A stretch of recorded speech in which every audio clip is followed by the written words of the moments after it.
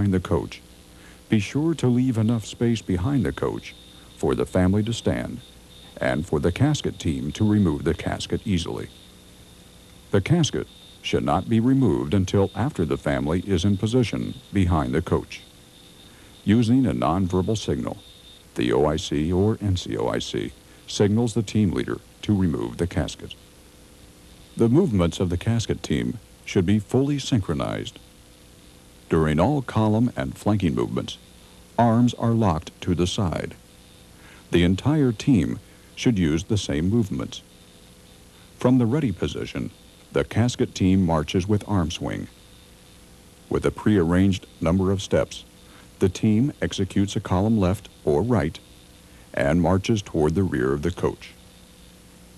Automatic mark time should not exceed 4 counts.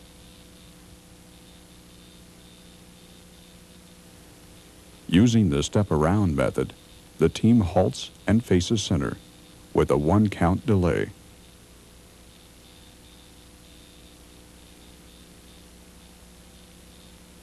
The solo man steps forward with his right foot, faces the coach, takes 2 steps without arm swing, and closes on the 3rd step. He is now centered between the team leader and the fold man. On command, the entire team takes 1 step toward the coach as the solo man steps forward with his left foot, drops his head, and pulls the flag down. As the solo man pulls the casket out of the coach, each member feeds the casket through his hands. The head of the casket should be kept level at all times. The middleman extends his right hand and secures the casket with his palm facing it to enable the solo man to step around. When the casket is out of the coach, the solo man takes 3 side steps back into position as the middleman re-secures the casket. The team leader and fold man should secure the flag by grasping it with the outside hand. Using a 1-2-3 count, team members lower their heads to a 45-degree angle, looking directly at the center of the casket. Then the team takes 5 steps away from the coach, halting on the 5th step, and bringing heads up on the 1-2-3 count. With heads up, the team pauses for 1 second, then faces the foot of the casket. The casket team executes a 5-star turn to align themselves for the march to the interment site.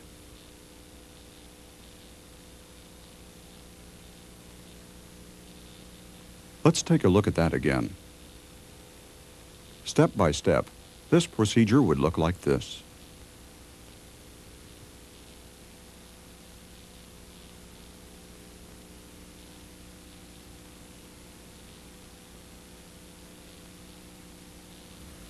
When stepping off or going up steps, always begin with the left foot. Keep the casket level at all times, resting it against the hip to prevent swaying. On reaching the interment site, halt on command. With a 1-count delay, the team faces center. Heads go down just as before. The team mounts up on the 2nd, 4th, and 6th side step, closing on step 7. Keying on the team leader, lower the casket by bending the legs and bending the body at the waist. If there are handles, push them down after the casket is in place. Remain in a bent position, awaiting command. When issuing verbal commands during the service, the team leader should use a low voice, audible only to the team. The team returns to attention in 3 counts. The team leader and fold man nod heads, signaling the entire team to take 1/2 step to the rear. The team steps back, left foot first, in small steps to prepare to march to position for the rifle volley. In marching to the firing party site, use the most direct route, but avoid any route that would distract from the service or attract notice. If possible, do not march on paved surfaces near the gravesite. The OIC or NCOIC remains at the interment site until weapons are unstacked, then steps left and to the rear during the service. Weapons are retrieved from the stack in reverse order to the stacking procedure. On hearing the command, "Arms," the stack man passes each extra rifle toward its bearer. The rifles are handled as described for passing them to the stack.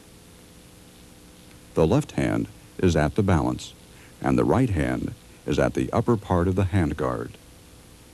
As the men receive their rifles, they come to order arms.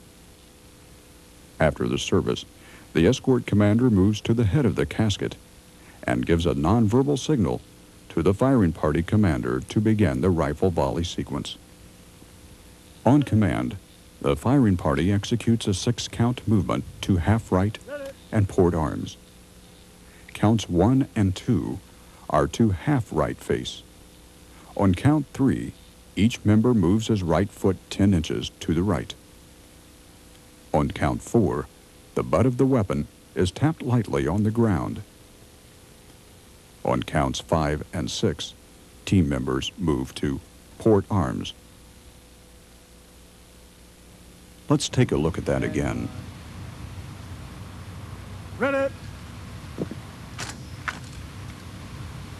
On the command, "Ready," the firing party removes weapons from safe. Step by step, this procedure would look like this. Ready. Ready. Hey. Hey. Fire all weapons simultaneously. Then place your left thumb on the operating rod handle, palm in, fingers curled and closed. The left forearm should be horizontal. On the command, "Ready," seat a new round in the chamber by charging the operating rod handle and returning to port arms. Follow the same procedure until the second and third rounds have been fired. Then come to attention, remaining at port arms, execute a half left face, and present arms.